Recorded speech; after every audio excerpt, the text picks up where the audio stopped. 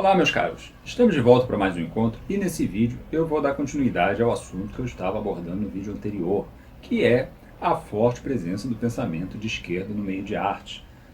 Se você não viu o vídeo anterior, você precisa assistir para compreender então, a minha visão. Esses são outros elementos, outros pontos de vista que eu estou propondo, outros componentes para essa equação muito grande que explica a forte presença de pessoas de esquerda, do pensamento de esquerda, no meio de arte. Deixando claro aqui que eu não sou contra a esquerda, o pensamento de esquerda, não sou contra a direita, o pensamento de direita.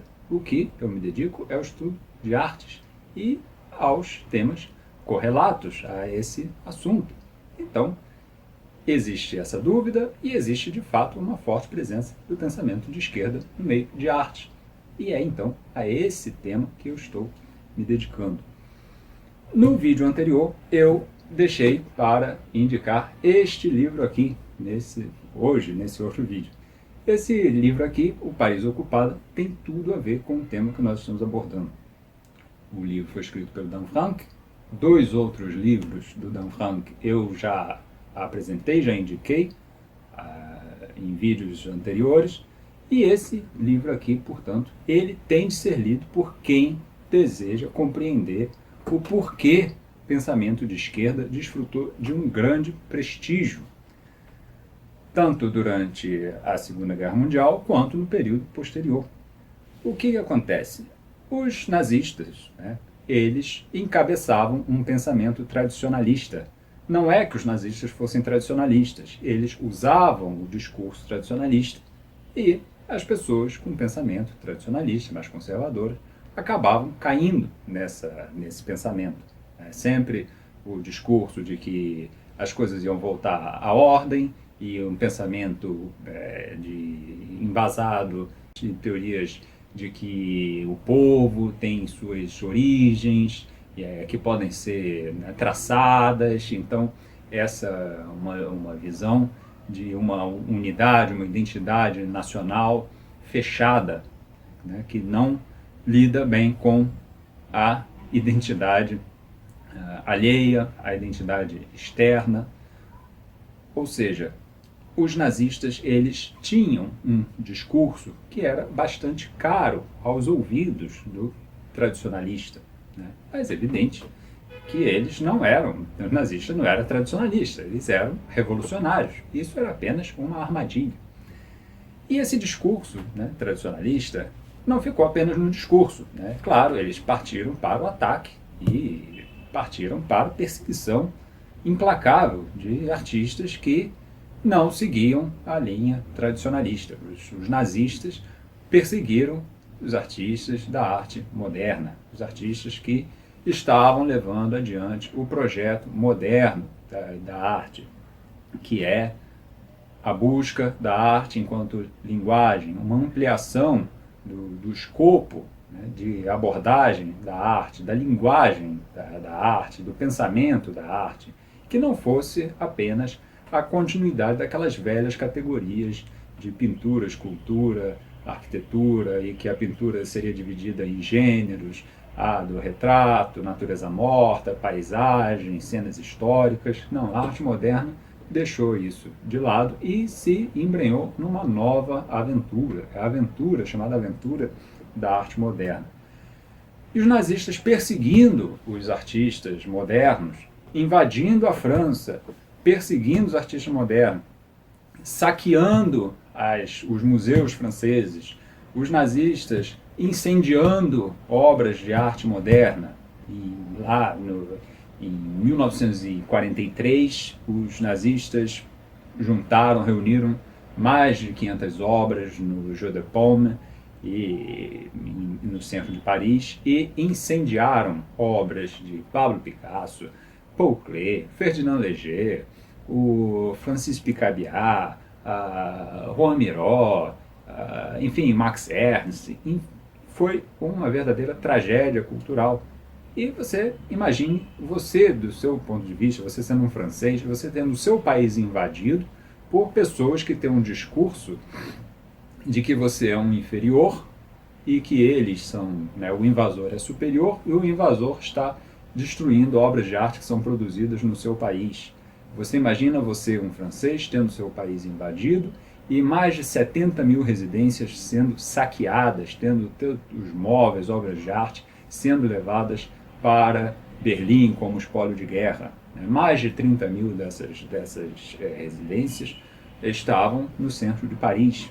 Então, foi um tremendo saque, uma invasão, uma agressão terrível, e é evidente que a França, né, não ia ver com bons olhos esse discurso tradicionalista, porque o que ficou foi a ideia de que esse discurso tradicionalista levou à invasão da França e ao saque, à destruição, à perseguição de pessoas que estavam simplesmente produzindo obras, propondo uma nova maneira de ver o mundo. Então, é claro que o pensamento de esquerda passou a desfrutar de um prestígio, porque passou a ser considerado como as pessoas que estavam sendo atacadas, perseguidas. E houve uma grande iniciativa, né, capitaneada pela Eleanor Roosevelt, da família do presidente Roosevelt dos Estados Unidos, em associação com a Peggy Guggenheim, que foi uma grande incentivadora da produção de arte moderna. A Eleanor Roosevelt, então, capitaneou essa iniciativa que chamava Emergency Rescue Committee, que ajudou mais de 2.000 pessoas, 2.000 artistas, 2.000 intelectuais, 2.000 profissionais que estavam sendo perseguidos pelos nazistas. E outras centenas de pessoas também foram ajudadas, né, com dinheiro, com passagens, com documentos falsos, para que fugissem dessa perseguição perpetrada pelos nazistas. Existe o episódio clássico envolvendo Pablo Picasso. Pablo Picasso continuou em Paris durante o período de ocupação. Pablo Picasso era o representante da arte moderna. O representante, ele não era apenas mais um, ele era o representante da arte moderna. E em 1937, né, foi exposta a obra dele, o Guernica, né, que aborda o massacre da cidade, a destruição da cidade, bombardeio da cidade de Guernica, por tropas associadas ao nazismo. E então, quando os nazistas chegaram na casa lá do Pablo Picasso, durante a Segunda Guerra Mundial, né, anos depois de Guernica ter sido pintado, os nazistas olharam para a cara dele e falaram: ah, mas então você foi o que fez a Guernica, né? E o Pablo Picasso respondeu: não, não fui eu, não. Quem fez Guernica foram vocês. Ou seja, quem perpetrou aquela maldade, aquela atrocidade toda de matar centenas de civis desarmados foram vocês. Por quê? Porque o Pablo Picasso era grande demais para ser perseguido, para ser morto pelos nazistas. Os nazistas não iam fazer nada contra ele. Então ele se manteve em Paris e enfrentou essas pessoas, peitou o nazismo. Você acha que um sujeito que age dessa maneira, ele não vai ter um prestígio, ele não vai ser considerado, não vai ser apontado como um grande referencial, né, de coragem, de crença naquilo que estava produzindo? É claro que vai. E esse sujeito vai desfrutar de um prestígio eterno, eterno para a história, para a arte. Por quê? Porque ele teve muita coragem.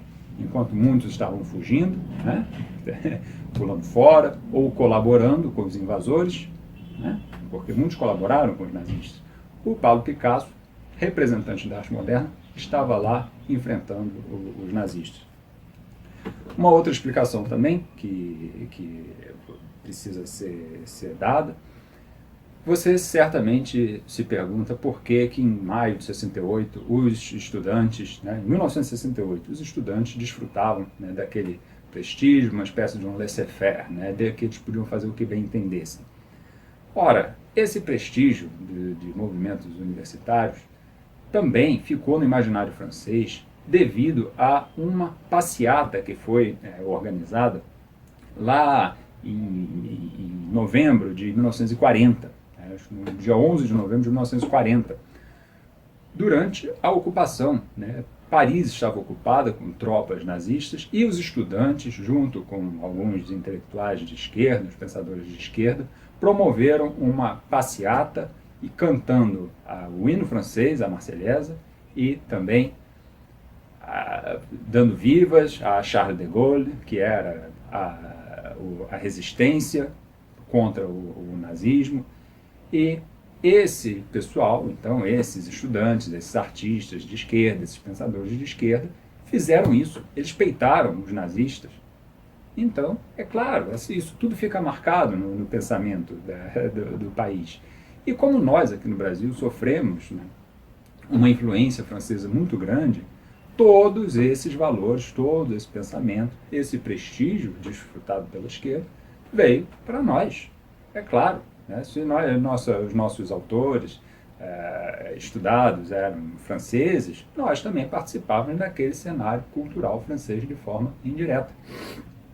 Portanto, este livro do Dan Frank merece ser lido, mais do que merece ser lido, este livro precisa ser lido. Esse livro aqui é uma preciosidade para quem estuda artes e quer compreender, então, um pouco mais desse fenômeno, que é a grande presença da esquerda no meio de arte. Muito bem. Eu, então, já apresentei esse livro. E vou voltar, então, a alguns temas que não estão relacionados a esse livro, mas que dão continuidade às explicações que eu vinha dando no vídeo passado. Por que a arte atrai tantas pessoas de esquerda? A arte atrai muitas pessoas de esquerda devido ao caráter disruptivo da arte. Disruptivo, ao caráter contestatório. O que é disruptivo? É a possibilidade de você criar algo novo que dê origem a uma nova vertente de alguma coisa, né? A uma nova vertente de um pensamento. Então o sujeito estuda a arte e propõe ali através da sua produção, uma nova visão, uma nova possibilidade, uma nova abertura de possibilidades para o cenário de arte, para a manifestação de arte. E por quê? O que isso tem a ver com a esquerda? Bastante simples. Porque as pessoas de pensamento conservador, elas tendem a prestar contas a um passado. Então, elas, em vez de terem um pensamento, né, disruptivo, de criar algo novo que vá dar origem a novas possibilidades criativas, não. As pessoas mais à direita, mais conservadoras, tendem a prestar reverência ao passado, a repetir o passado, mas de forma um pouco diferente, né? Ou então apenas dar uma atualizada em temas que já eram abordados ali no passado. Você também se pergunta, né, por que existe tanta arte de protesto, né? Uma arte que seja uma arte militante, uma arte que se preze a fazer propaganda política de esquerda. Ora, essa quantidade de arte militante, né, que faz proselitismo do pensamento da esquerda, existe na mesma medida em que as manifestações culturais adquiriram, né, uma projeção internacional, uma projeção global. Portanto, é natural que esse fenômeno também acompanhe a globalização. Atualmente, nós estamos vendo a ascensão do pensamento mais conservador, mais à direita, pelo mesmo processo. Os conservadores estão no mesmo processo em que eles chegam um pouco mais tarde, né, devido à sua própria maneira de pensar. Então, eles até descobrirem lançar a mão das ferramentas, já aceitarem lançar a mão de novas ferramentas, já passou um tempo, né? Então, as coisas se passam assim. O pensamento de esquerda, então, acompanha esse processo de globalização, de integração dos povos, porque aumentam os contatos, aumentam as presenças do estrangeiro em vários países. Então existe ali um pensamento mais internacionalista, né? Então você precisa ver também que um dos problemas também do pensamento conservador é a confusão de arte com outros meios. Então a pessoa acha, por exemplo, que a arte é uma ilustração da religião. Determinados conservadores, que têm uma visão mais religiosa, acham que o que vale na arte é seu caráter de ilustração de episódios da religião, quando na verdade o episódio da religião é apenas uma das possibilidades de manifestação da arte. Você pode pintar cenas históricas, pode pintar natureza morta, você pode pintar retratos, pode pintar uma obra abstrata, você pode fazer colagens, pode... As possibilidades, né, são inúmeras, são desconhecidas, né? Mas o pensamento conservador, né, de determinada linha, acaba condicionando a arte a alguma outra atividade. E muitos, não são poucos, os que se dedicam não à arte, e sim à religião. Então a pessoa estuda religião e da arte estuda aquilo que a arte fala sobre a religião. Então vai buscar sempre telas, autores, enfim, pintores, que estão abordando a religião e deixam de lado tudo o mais. Né?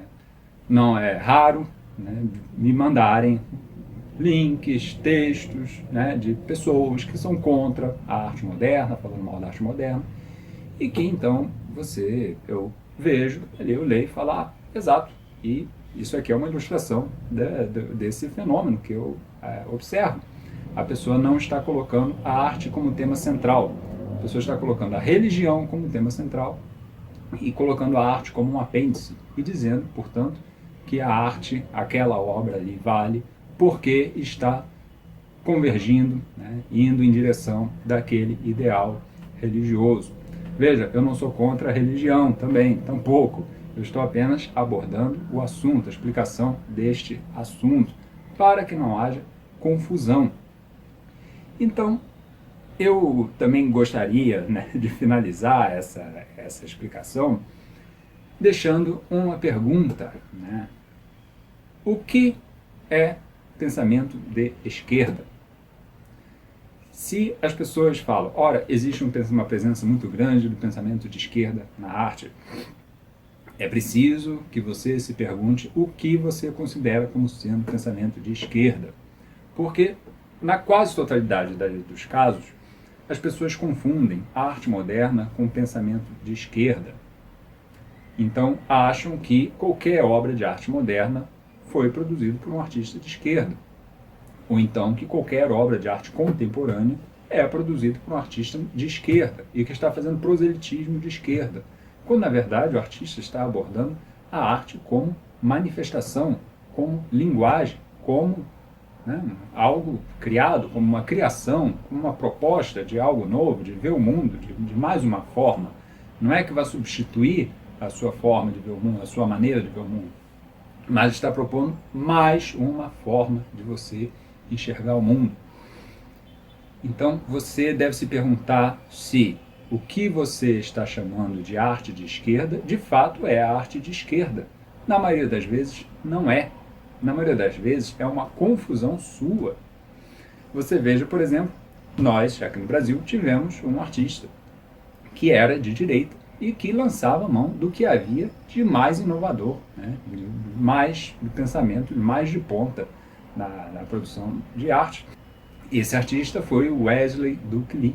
Wesley Duke Lee era de direita, e não apenas de direita, mas era extremamente crítico à esquerda, ao pensamento de esquerda. Ele atacava frontalmente o pensamento de esquerda. E, no entanto, era um artista de ponta, um artista que estava lançando mão do que havia de mais inovador na criação de arte. O Wesley Duke Lee, então, é um desses casos, né, que demonstra que as coisas não são como parecem, né, como as pessoas geralmente colocam. Por que que essas confusões acontecem? Por que que essas explicações, essa explicação que eu estou aqui propondo, né, uma abordagem mais ampla, né, da ocupação de espaço do Antônio Gramsci no cenário de arte, por que que esse pensamento ocorre? Esse pensamento é defendido por pessoas que não são do meio de arte. São pessoas externas à arte e que, portanto, tomam contato com essa explicação, mas não sabem o funcionamento do meio de arte. não estão ali, não conhecem as pessoas, não estão acompanhando a produção de arte, não sabem como é que é feita a comercialização, como é que é feita, né, o embasamento, como é que é feita a análise das obras. Então isso cria uma grande confusão, porque a pessoa está de fora e está tentando abordar aquele assunto sem que o conheça. Está abordando desde de fora, sem considerar inúmeros componentes dessa equação imensa que está em jogo e cujos, né, componentes, cujos elementos eu abordei nesses dois vídeos, nesse e no vídeo anterior. Por hoje é só. Claro, o assunto não está esgotado, mas com relação a esse tema, eu acredito que por enquanto já está suficiente. Nos outros vídeos, então, eu vou dar continuidade a outros temas, porque esse assunto já está muito saturado, eu não aguento mais ouvir falar desse assunto. Nós estamos vivendo uma época de repetição de temas e, enfim, você liga a internet, é sempre a mesma história, mesma história, mesma história. E, é claro, se a pessoa discorda desses preceitos que ela julga que sejam de esquerda na arte, ela, então, que incentive a produção de arte de acordo com os preceitos que ela julga que devam prevalecer. Mas as pessoas não procedem assim. Essas pessoas que atacam a arte moderna e a arte contemporânea não se dedicam a consumir a produção de arte tradicional. E os artistas que se dedicam à produção de arte tradicional acabam tendo que procurar outra profissão. Por hoje, então, é só e até o nosso próximo encontro.